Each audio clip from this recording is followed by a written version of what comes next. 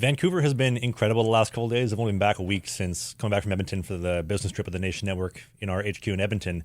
But the weather here in Vancouver, if you have never been to Vancouver before and you come here and you get to sniff the Pacific Northwest air, the oceans around you, the seagulls making whatever noises they make, you get to walk around the seawall, you get to see Grouse Mountain, Cypress Mountain, all the incredible areas of the seawall to walk around. That's why you come here. And when you have the last couple of days where it's been just clear skies, blue skies, a little bit of overcast, like Toy Story cloud-ish, and the sun kisses your skin as you're sitting on the seawall, leaning back, sipping a hot chai tea latte or a cold, depending on whatever you like. That is the reason you live in Vancouver, and it is so incredible. And if you look on the video version of the show, you'll see some incredible B-roll of downtown Vancouver. The Sheraton Hotel, look right directly below that. It is where our show is recording at the incredible Wall Center here in downtown Vancouver, the home of Slangin The Bizkit podcast, the new Slangin The Bizkit. This is episode 5, season 4. We have a brand new feature this week. We are absolutely cutting edge here at the show. And for the first time ever, Mr. Producer will do a live look into the engineering room. He has a cam this week. Mr. Producer, what's up? You know, just editing a million things at once and getting your show up to speed. And yeah, this is where all the magic happens, as they say. He's good looking too. He's got that jawline of Edge from WWE if you're watching on the audio version. But more importantly, my name is Travis Vigin. I'm your favorite unemployed professional hockey goaltender. That doesn't make sense, but we'll get back to that a little bit later on. My regular co-host for this show, he is calling upstate New York home, slicing and dicing it up in the city of Buffalo, loves the Sabres, home of KeyBank Center. He has the jawline of Wes Scantlin from Puddle of Mud. He is ripped and chiseled. He's got an incredible portfolio of tattoos.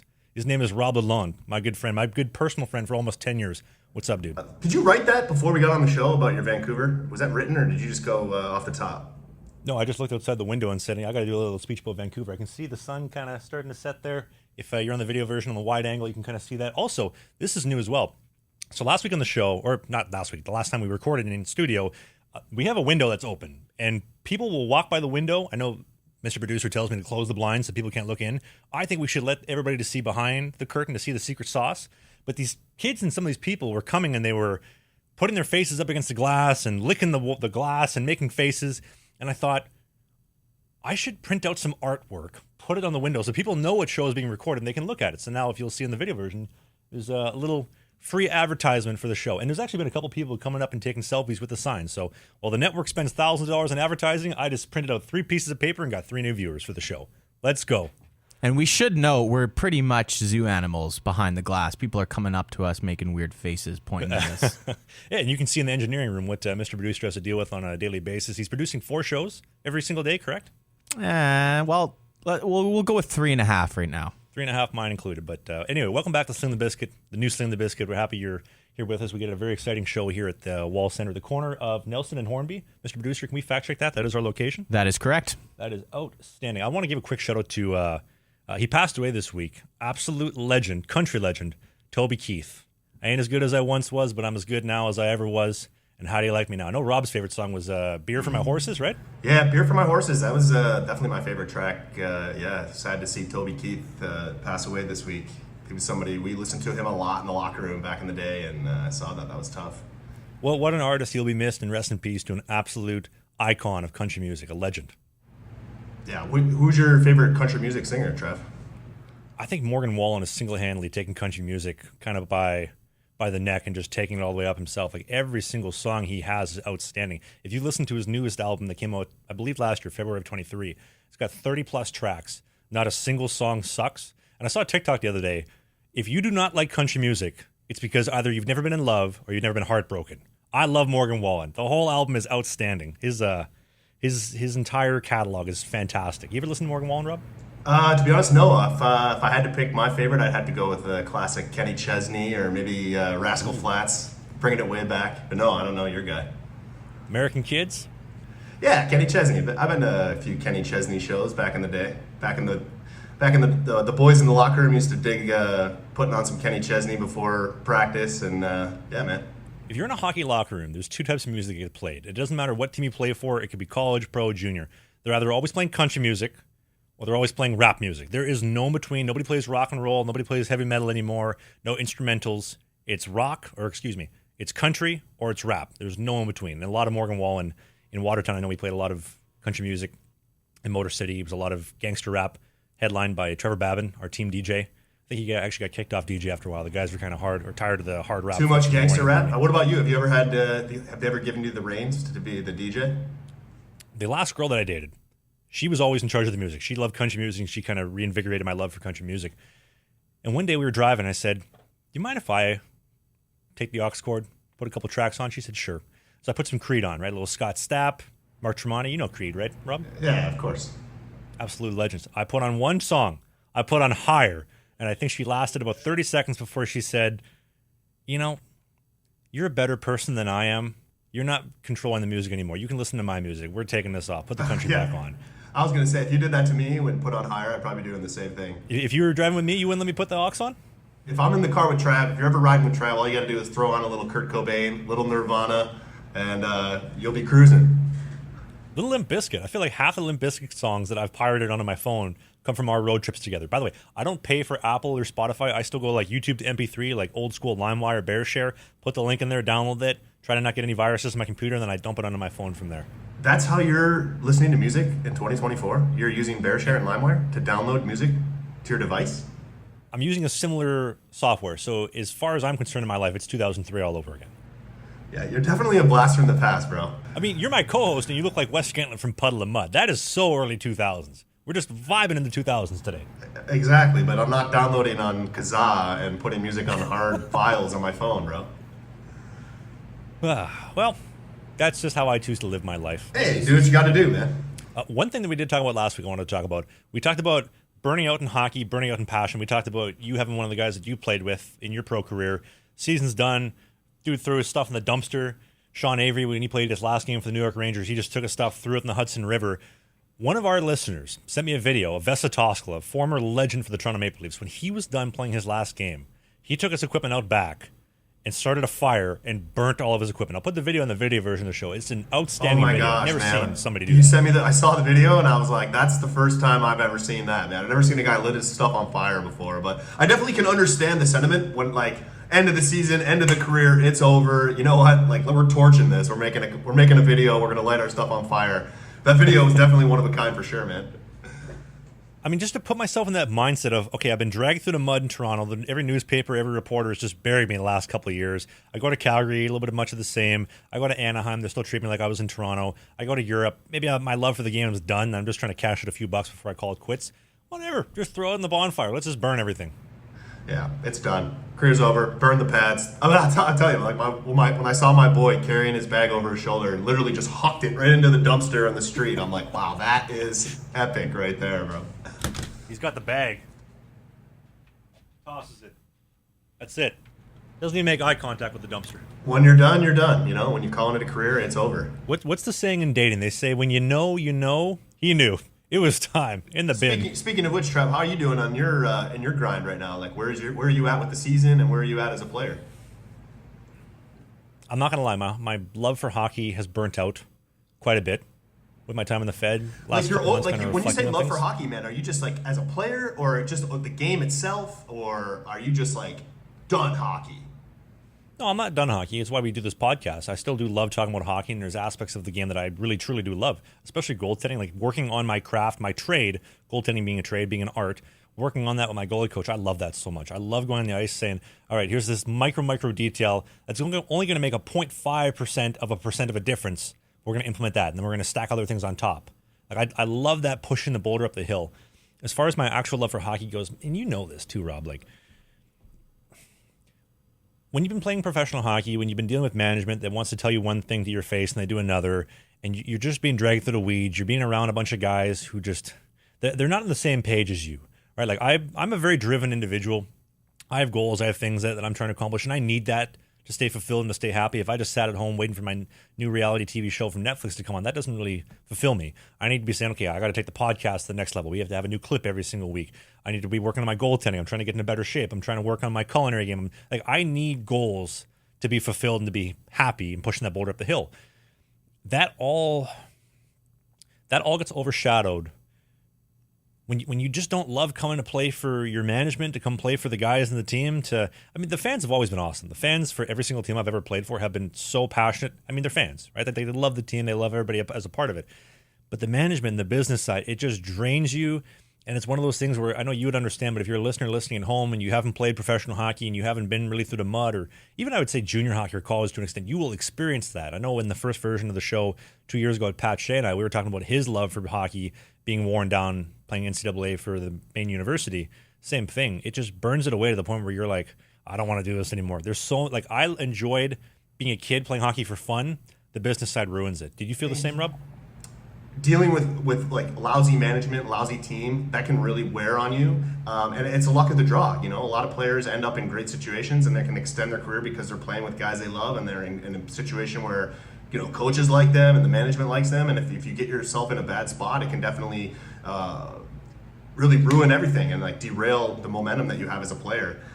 So yeah, I mean, it's tough, man. And it comes to have, you know, every player has to go through this. At some point you realize that you have to move on with your life, and it's, you know, hockey as a player might not be in the cards for you anymore, and maybe that is what you're going through right now, but you can still stay connected to the game and still stay involved in the sport that you love as well.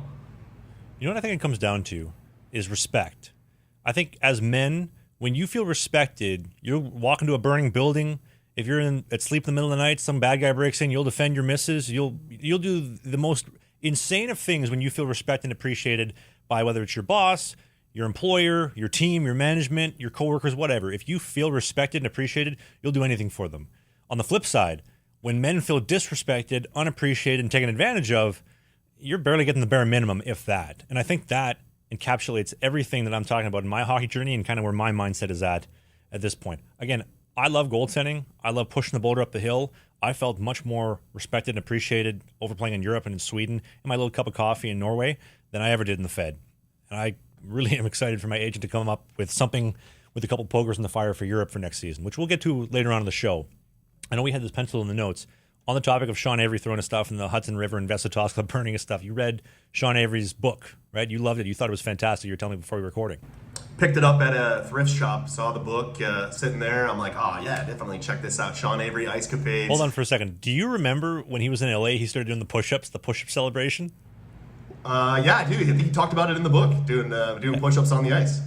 That's got to be one of the best celebrations of all time. Well, the reason he did that, I think, is that he mentioned that the coach, he did it as like a backhand slap to his coach because his coach made the team do push-ups that practice, I think, or a pregame skate or something like that. So he scored a goal and he dropped down and did a bunch of push-ups, and he's like, the only person that knew in the whole arena was the coach.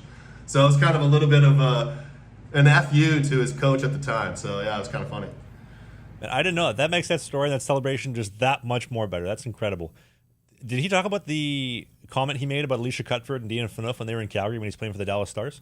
Of course. I mean, that was literally the thing that, like, it was a foot in the mouth moment for him. He admitted that it was, like, probably not the best thing to say, and he gets all into that in the book, talks all at detail about it and about how he regrets it. But the way he went about it, you know, like, just deciding to walk up to the media and just starting this shitstorm, if you will. I remember hearing about that. I was playing for Reading, I think, at the time.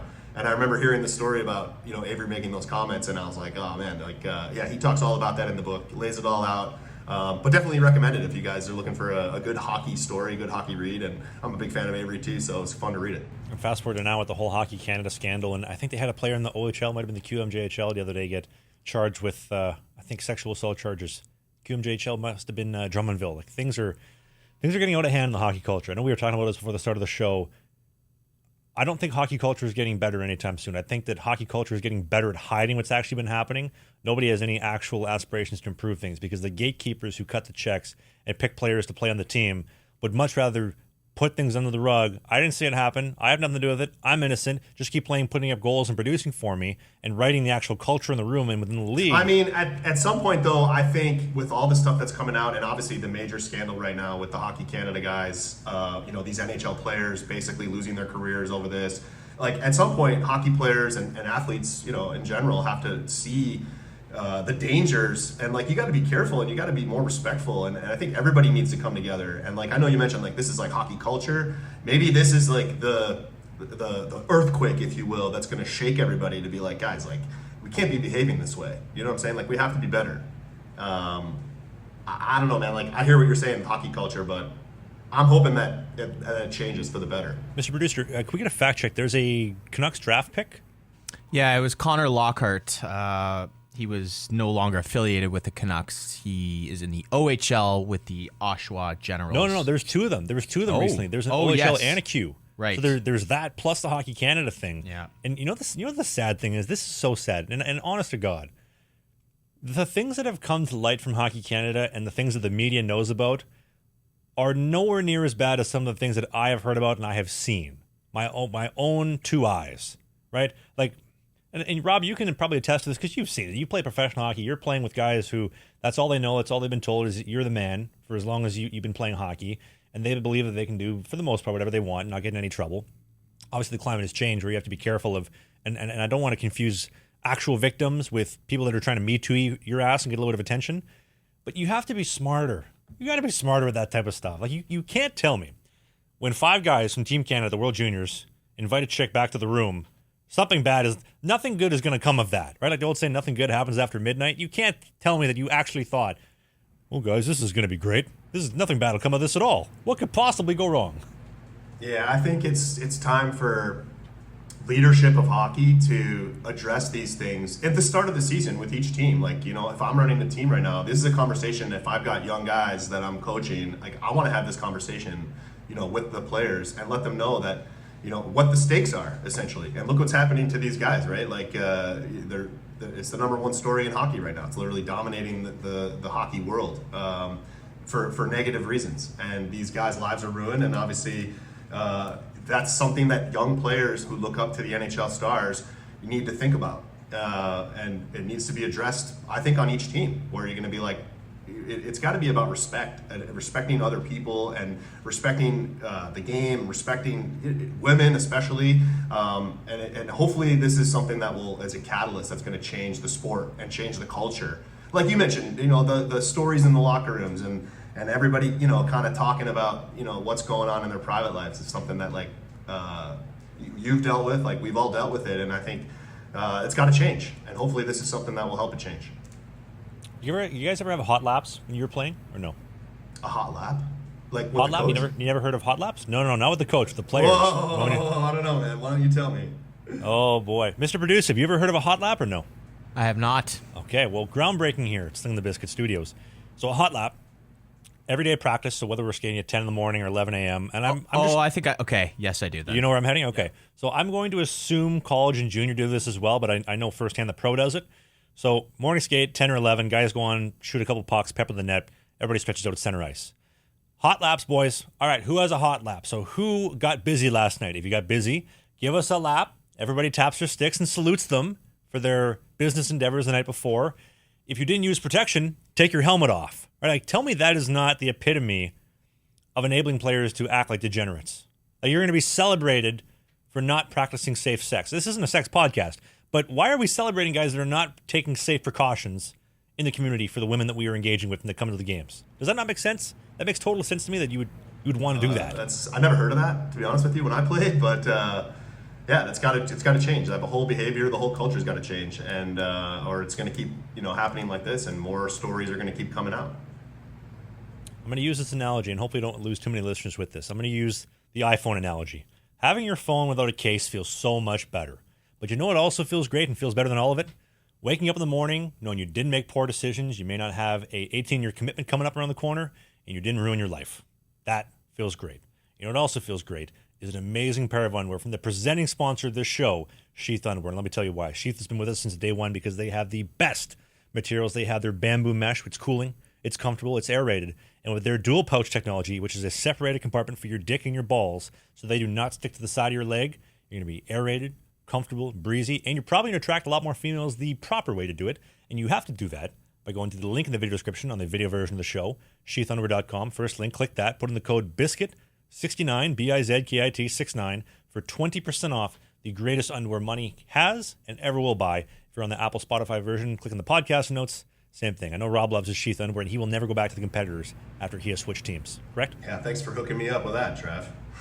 Thanks to Robert, former member of the U.S. Marine, who founded Sheath Underwear about 10 years ago. Robert, you're a beauty, bud.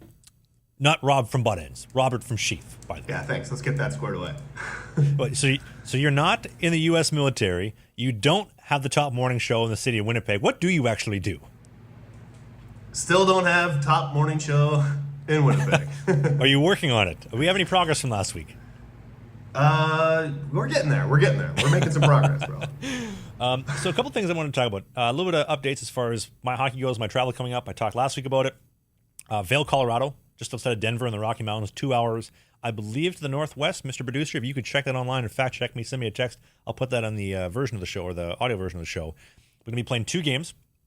March 1st, March 2nd, for a senior team, the Vail Yetis. They have these incredible Kelly green and white jerseys. We're playing a road game Friday in the opposition's barn, and then home on Saturday. They have an electric atmosphere. I'll throw some video on the video version of the show to kind of give you a taste of what to expect. They're flying me out from my mom's in Winnipeg. I'm going to be flying Winnipeg to Vancouver to Denver, picking me up. I'm going to be spending a day in Denver, down to Vail in the mountains. Friday game, Saturday game, we're going to be doing some mic'd up content, which I'm very, very excited for. If you've watched the original videos I posted on YouTube many, many years ago, you're going to get the best version of that, upgraded a little bit sexier. So I'm looking forward to putting that out. And they're going to be sending me back to Vancouver after that.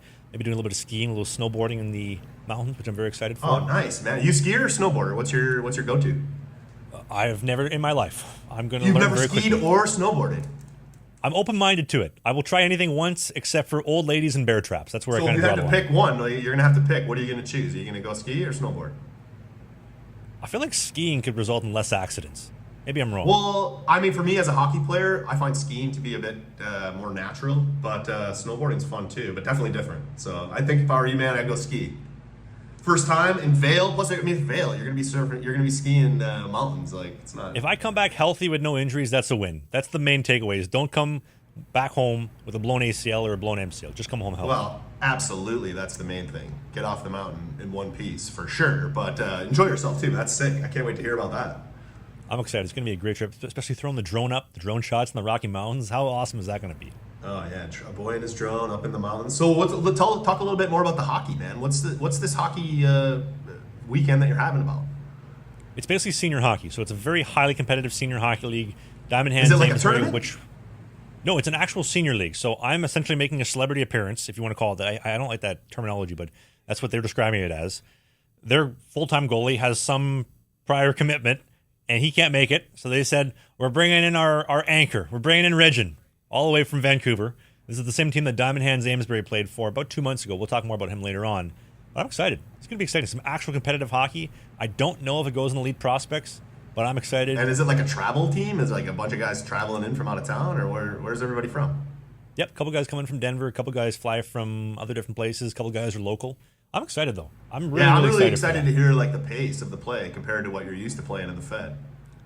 And again, this comes back to what we talked about earlier. They offered to cover accommodations, cover flights, cover all these things, and make me feel really welcome, appreciated, and respected. So I can't wait to play for you guys. I'm really excited. Let's go. It's nice to feel wanted. Like you were saying before, right? We were talking about hockey before, how when you're playing for management and they're treating you like garbage, it's no fun. And now here you go. You got somebody that's like flying you in, putting you up. You're going to be skiing. All of a sudden, you're ready to go and lace them up again. You know, this may be the greatest condition in a signing in history. So when I was talking with the team about specifics about how we're going to do things, they said, I want you to fly me Air Canada because I'm an Aeroplan member and I get free bags. So it's going to save you money on bags. Everybody wins. I also, since I'm saving you money on bags, I want the Aeroplan points. I got the Aeroplan points. Oh, Trav, you're really starting to work the system, man. You're going to be in the lounge. You're going to be getting free coffee. I'm going to get the Winnipeg lounge. I'm going to get the Vancouver lounge. And then I'm going to get the Denver lounge, assuming they have a Maple Leaf lounge. If they don't, I'm going to use the Star Alliance lounge, which, by the way, the Edmonton Maple Leaf lounge, very, very disappointing last week. I have to say, that's by far the most disappointing Air Canada Maple Leaf lounge to date. But I guess it kind of balances out because the Vancouver one had a donut buffet. What made it disappointing, there was like no selection food. They had some pot stickers, they had some egg rolls, they had like a salad bar, which was not looking so great. They had like butter tart desserts, which I just saw as like a massive sugar explosion and a diabetes high, which I didn't want to have. The coffee was okay, and the lounge was jam-packed. I know we talked about exclusivity. If the lounge has 300 seats, I want 100 people or less in there. There's probably 100 seats and 98 people, myself included. Wow. That's tough. So I just had we were in the Centurion Lounge in the Orlando airport last week, and it was pretty good. My girlfriend and I gave it high marks. Definitely a good experience. What was Baby G's favorite part? Probably the food. They had a pretty good spread there, and it was nice reprieve from our travels experience. So yeah, I got to give good marks to the Centurion in Orlando, since I know you're a big fan of the lounges.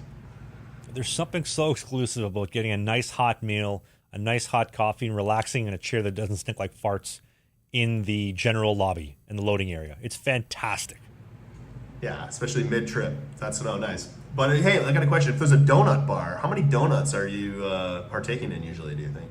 Okay, we're going to be honest here. Yeah, let's be Hold honest. myself to account. Let's be honest. I had 2 donuts with my coffee after I crushed scrambled eggs. No, sorry, it wasn't scrambled eggs. They do like these like mini omelets with cheese inside, little cheddar cheese, these like actual real cheddar cheese in them. So I had the cheddar cheese egg omelets, baked beans on top with sausage. I crushed probably 6 omelets, probably 8 sausages, a whole bowl full of beans. And God bless the lady who sat beside me in the plane. Let me tell you, wow, God bless her. Oh yeah. And then 2 donuts. Trav going on the culinary. Yeah, well, how many donuts? 2? Just plain? 2 glazed donuts, and I had a Americano coffee. That was my going Vancouver to Edmonton lounge experience. 6 omelets and 2 donuts? Well, so hold on for a second. I need to paint a better Kid's picture. loading up right here. There'll be a video on the video version of the show so you can understand. But the omelets are only about this big, right? Like they're little teeny weeny guys with cheddar inside. They're not like big boy omelets. So, and I'm a growing boy. I am currently 6'5", 235 pounds. I gotta eat. I'm willing away to nothing over here. Yeah, he's trying to bulk up, man. Still trying to put on that weight, man. It's gonna happen though, bro. You'll see. One day, all of a sudden, you're gonna wake up and realize. Yeah, you're definitely more lean and vascular than I am. What are you weighing? 195 these days? Yeah, I'm about a solid 197, pretty consistent. 6'3", 197. I'm pretty comfortable. Like I'm in my like sweet spot. You think if you went to a Muay Thai class with me, you could take me? Wow, good question. I would putting you on the spot. I would definitely roll with you. I think. Hold on for a sec. BJJ, Brazilian Jiu-Jitsu, is rolling and grappling. Muay Thai, kickboxing is just striking. We're not rolling. Okay. Give Wow. me 2 So answers. you want to put the gloves on and go fist and throw fist? I'll give you 2. Muay Thai, kickboxing, you and I. Who wins? Could you take me? Brazilian Jiu-Jitsu, no striking, just grappling and rolling. Who wins? Are you trained? No, I'm not trained. But I still think I would stand a chance against you, even though you're training. Okay. I think we have to set it up at some point. We'll have to. I'll have to start training. This sounds like a challenge. So I think this would be fantastic content. So when you're training when you're doing, so it's Muay Thai, right? Are you doing both? You're doing BJJ and Muay Thai? So I was doing Brazilian Jiu-Jitsu in the summer of 2022, and then after I got my hip surgery, my physio and all the specialists said no BJJ this summer at all because it's so like hip pivoting focused. So that was off the table, and I said, well, what's the next best thing I can do? Muay Thai kickboxing. And to be honest with you, I really love Muay Thai kickboxing. I'm really passionate about it. I love it. The atmosphere is fantastic. And this may sound like it doesn't make a lot of sense. I love getting humbled there because every time I go, it's not like goaltending where we're working on something that's a 0.5% of a detail. It's going to make a difference. Every time I go, I'm learning something like a massive overhaul to my game, if you want to call it that, because I don't know a lot of the stuff. I'm just trying to learn, trying to get educated and trying to get humbled. And when I'm sparring with some of these people, like even the women are incredible. There's this one lady, she goes to the 6 a.m. classes with me. When she's throwing kicks on the bag or even against me, it's like a grenade going off. And she's probably 5'4", 130 pounds. I'm genuinely worried what she would do to me if we were to actually like have a sparring contest because she is a weapon out there. Yeah, she'd probably kick your ass, man. She probably would. And I would say, congratulations, I got more work to do. Mr. Producer, could you take somebody in Muay Thai? Do you think you could take this woman? She's throwing grenades for kicks?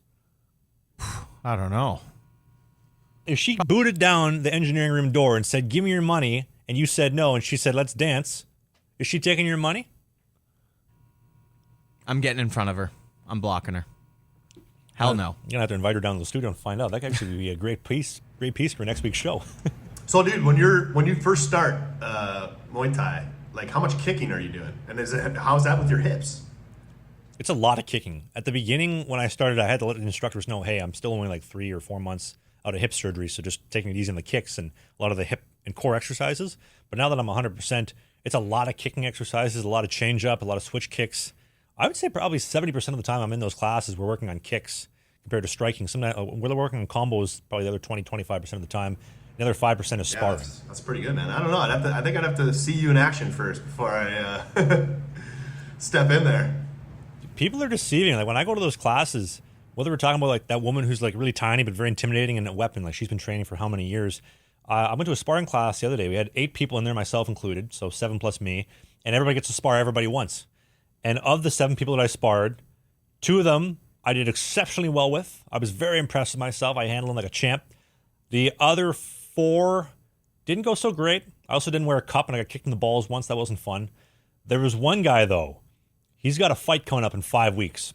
And he says to me, "Oh, you just started recently?" I said, "Well, not super recently. I'm probably about 15 classes in." But I said, "Do you want me to go easy on you?" I said, "No, I want you to go hard on me. I want you to give me your all so that I can learn. Throw me in the fire." He said, "Okay." Boom, boom, boom, boom, boom. Started popping me left and right. And I was learning really quick because it's 3 minutes, him and I. That's it. I learned real quick. Put your hands up, dude. This guy is just going to eat you alive. Is it full striking? You got to be careful with the headshots. I think there's a respect level, and that's one thing that a lot of people, I think, misunderstand. If they've never been to a Muay Thai or a Brazilian Jiu-Jitsu studio, there's a super high level of respect. Like, nobody's going to kill each other or injure each other. So with the headshots, we're very, very cognizant of that. A lot of body shots. I've been punched in the stomach and punched in the liver-ish area a couple times. It's not fun. And if they check your kicks in the right area in the shin, that hurts too. So you don't even need to get kicked in the face or punched in the face. But I would say, I'm just going to assume they're probably going 75%. The guy that has that fight coming up, he was probably going 50%, but it felt like, to me, he was really overwhelming me. But when I'm with them, I'm trying to keep up. I'm not trying to hurt them, but I'm trying to defend myself, right? I'm trying to hit them as well. Yeah, man, that's sick. I'd like to see you in action. You got any videos? Like, have you been doing any vlogging in there? Let's see some on the podcast here. I'll put some video from some of my older classes. I wanted to film some of the sparring classes. I had a feeling it was going to go poorly, and I also didn't want to go to my first sparring class filming and being who's the YouTube guy. Funny enough, at the end of the session, though, everybody was very nice. They're like, "So I heard you have a podcast. You have a vlog too? It's pretty cool. Why weren't you filming today?" Damn it, I should have filmed some stuff. So when's your next class? How often are you going?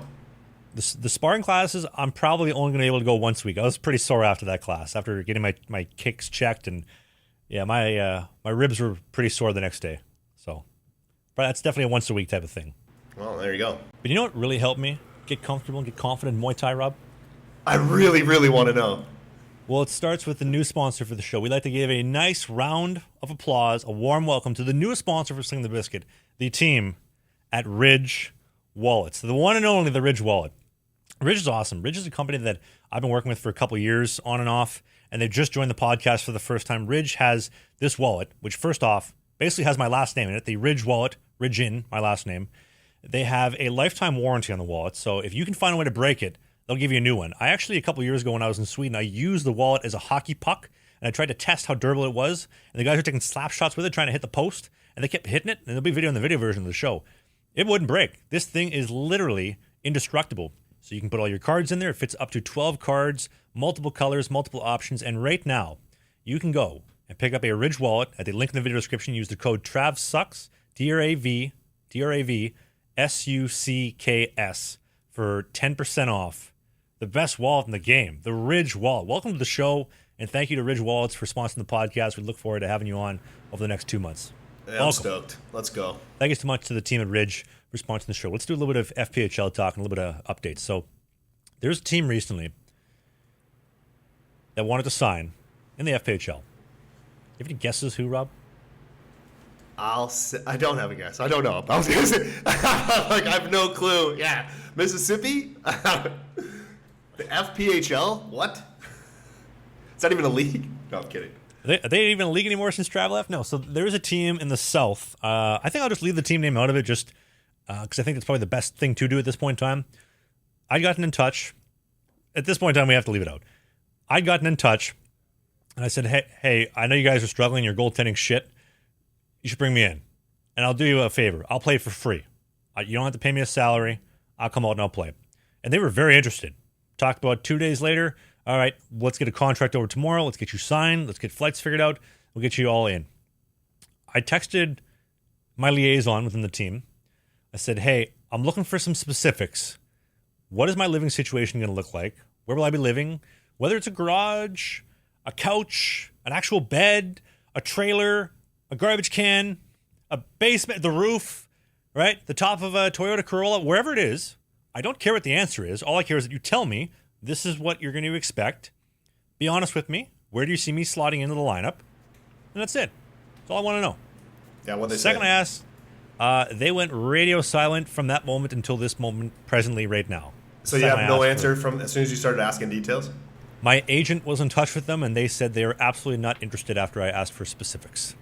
I mean, dude, you know how it is. Like, at that level, you already know that. You start being a prima donna by asking if, you know, you have to share a room with 3 guys, then they're going to go find somebody else that's not going to be asking questions like that.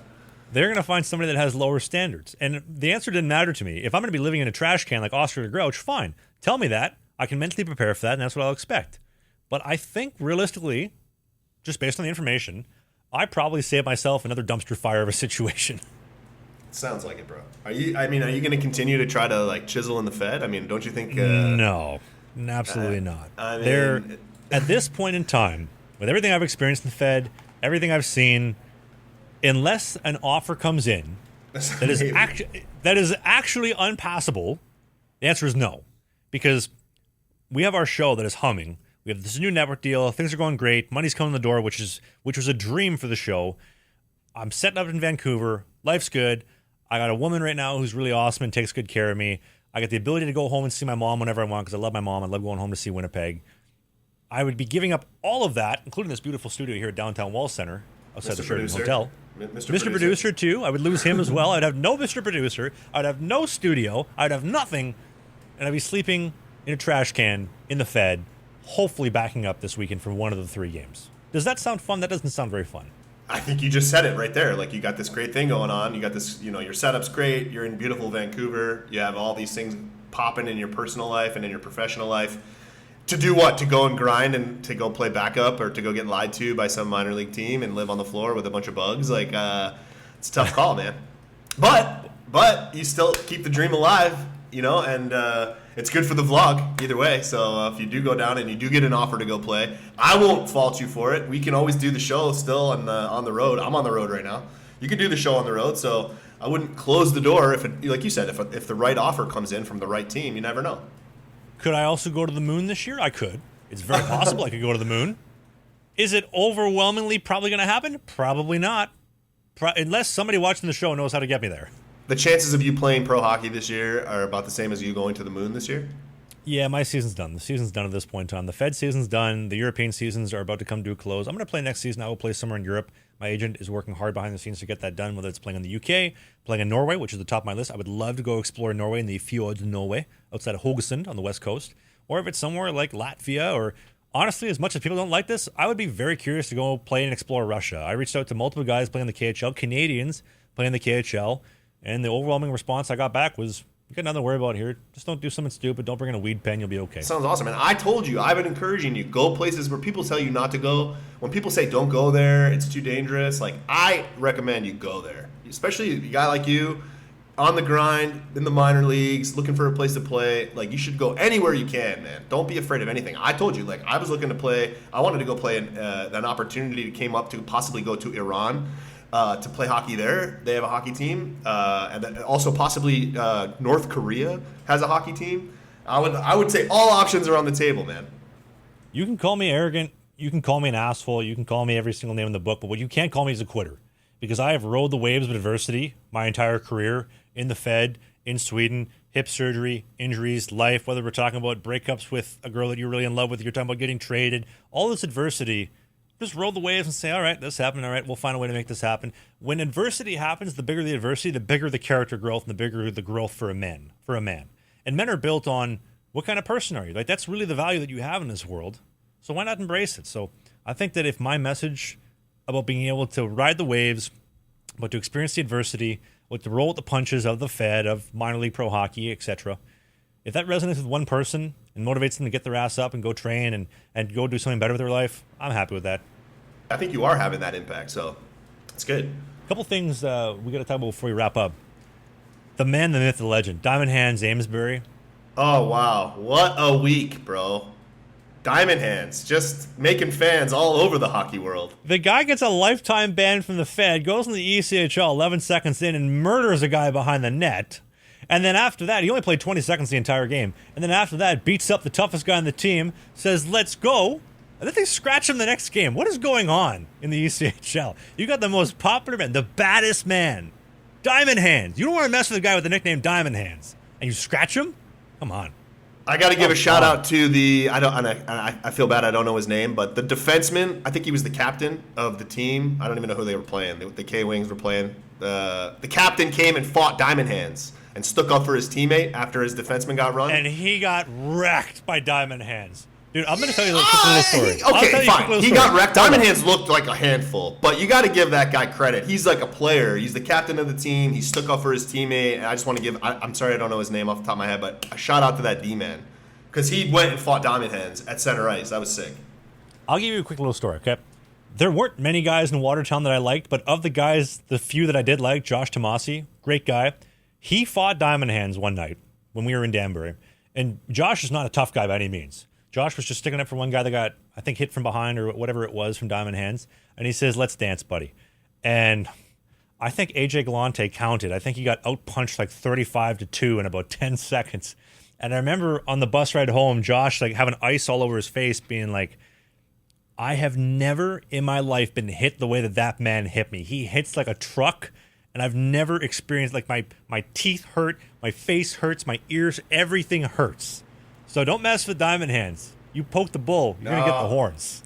It's one of the things I noticed in that fight when I watched that fight the other night, where he just throws like so many punches. You know, it's not like he's just hanging on waiting for that big money shot. He's just throwing hands all night, like just one after another, just rapid fire. It was like, oh man, that was sick. I don't know about you.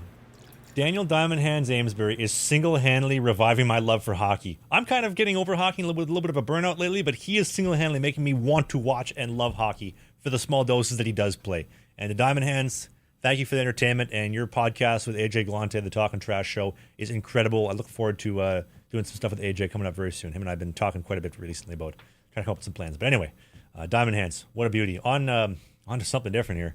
This is another one. I've never seen this before. A shirtless fight in the Fed. Thoughts? First, my thoughts were, how did they take their shirts off? Was that planned, or what happened there? So there's a fight in the Fed. My boy Big Sexy in Motor City, my former employer. Wait, that was Big Sexy? Schmidt. That was Big Sexy, yeah. That was Big Sexy. Oh, I didn't know that. Shout out to Big Sexy. So Big Sexy and then Justin Schmidt in Watertown. I saw the video, opening face-off. They dropped the gloves. They took everything off. And then they went and had like a bare-knuckle street brawl at center ice. And it's hard to compete with Diamond Hands. I'll leave it at that. You know, I had a couple really good conversations with Schmitty, and I enjoyed our time together. He was one of the few guys that I did have a couple good conversations with in Watertown, so I'm not going to speak poorly of him. Big Sexy's always been my boy. I'm not going to speak poorly of him either. I wasn't the biggest fan of what they did. I think it's very difficult to compete with Diamond Hands when he is the most entertaining man in hockey, period. No questions asked. End of statement right there. But hey, they tried something different. And they also got a one-game suspension for taking their shirts off. I think it was good. I think, a lot of times you see hockey fighters especially are criticized when they just kind of hang on to the jerseys and, swing around. For two guys to, like, take off everything and, like, go at it. And, like, you used to see it back in the old days before they had the fight strap rule where guys like Rob Ray. Like, I grew up with Rob Ray, Ty Domi. And, those guys would have their tarps off in the middle of the fight. That was part of the strategy. Like, a guy would hang on, you'd slide out of your equipment. Guys have nothing to grab onto. So for me, it kind of brought me back to the old days, and they kind of planned that out. And for one game suspension and a cool video and a cool fight, I think it was worth it. Shout out to Big Sexy.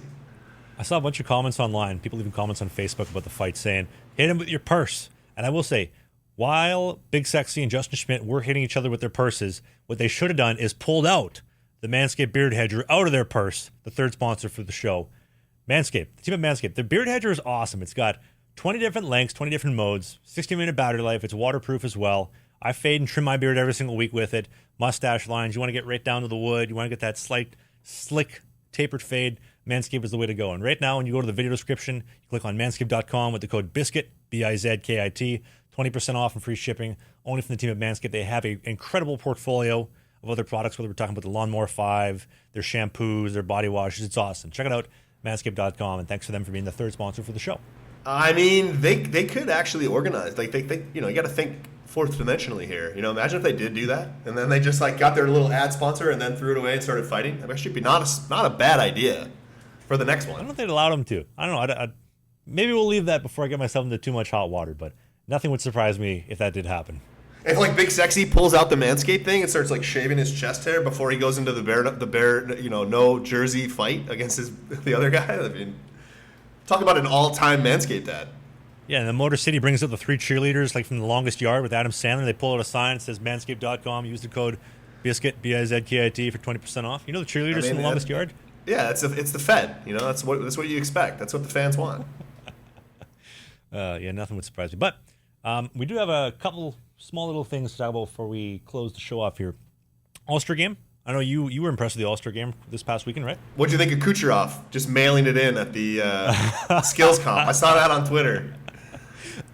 Everybody gave him such a hard time. I mean, listen, man, like, I don't know. Maybe he was upset that the NHL just announced that four country playoff and didn't include Russia. And now he's out there being paraded around, you know, like a circus animal. And he's like, you know what? I'm just going to mail this one in and just whatever. You know what I'm saying? I'd be curious if that was part of it. Also, the fans in Toronto. I know he doesn't like the fans in Canada, period. It's like, you paid X amount of dollars to come to the game. Well, you know what? I know McDavid did it in 20 seconds. I'm going to do it in 50. And I'm going to miss all the targets. I'm going to lose the puck 6 times. And I'm going to absolutely dog it. You know what? I'm not going to say it. I'm going to save it for a different episode. But we got a few restrictions here on the Slangin The Bizkit podcast. Things we're not allowed to talk about early on. So we'll get there, though, I think. We want to make friends in 2024. That's part of my New Year's resolution, is to not piss as many people off. I want to piss off some, but not everybody. Yeah, that's a good strategy. 50-50. We're gonna finish the episode off with the Patreon question and answer. So the Patreon episodes, you get some Patreon perks. So for $5 a month, you get access to my Collector Series trading cards, which will come in the mail absolutely free. You're also going to get access to the exclusive deleted episodes, whether it's in my Untold Stories of why I got traded from Watertown that is not public, or Untold Stories from the Motor City Rockers, exclusive deleted episodes from the show that had to be taken down because the league requested to. You're going to get all that for $5 a month. Plus, you can ask any question. We'll answer it here live on the show, or give a shout out. You got a birthday shout out? Want us to say something specific? Let us know. $5. But a couple questions. Also, shout out to Dylan Mimitz on Patreon and Brian Lopez. He actually just picked up a butt end script this week. Oh, all right, Brian. Thanks a lot, my man.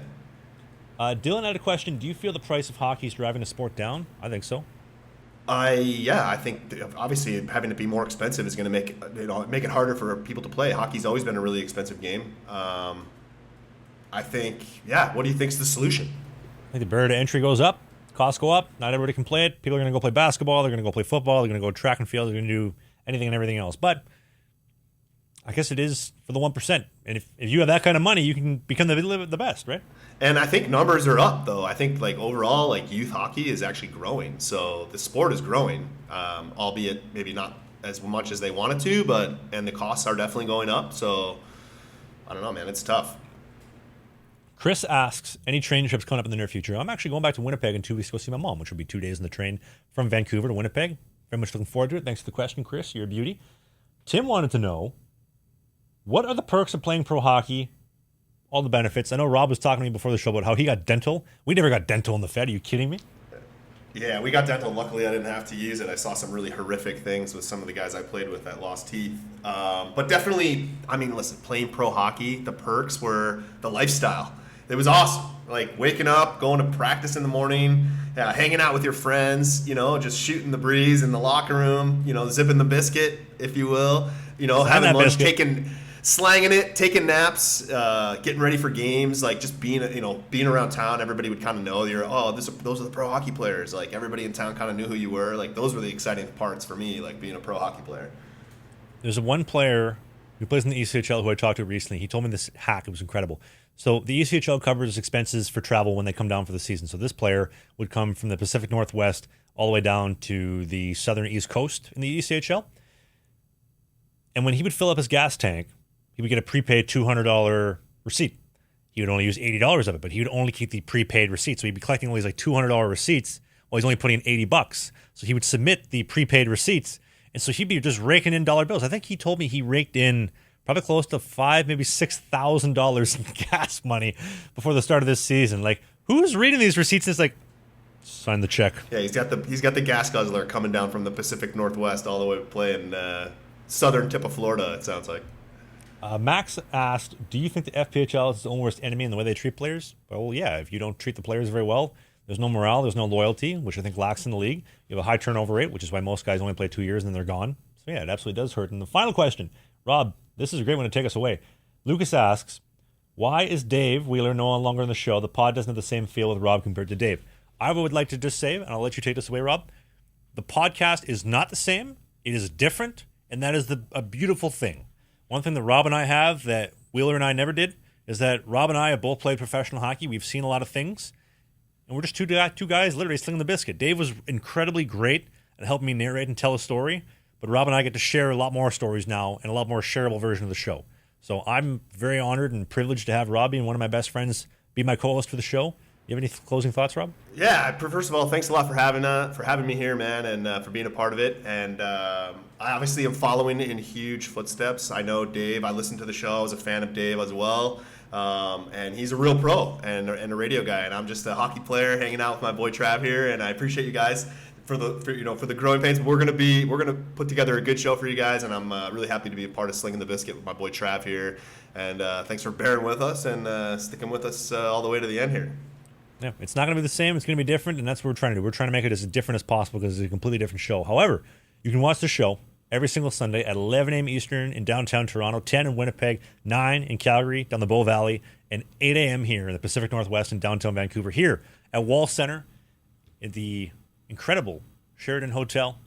On behalf of my good-looking, charming co-host, Rob Lalonde, on behalf of my incredibly talented, hardworking Mr. Producer back in the engineering room, on behalf of myself, Travis Ridgen, your favorite unemployed professional hockey goalie, thank you for watching the show. Hit subscribe on the video version of the show so you don't miss new episodes every single Sunday. Leave a review on Apple or Spotify. Check out the clips on Instagram and TikTok.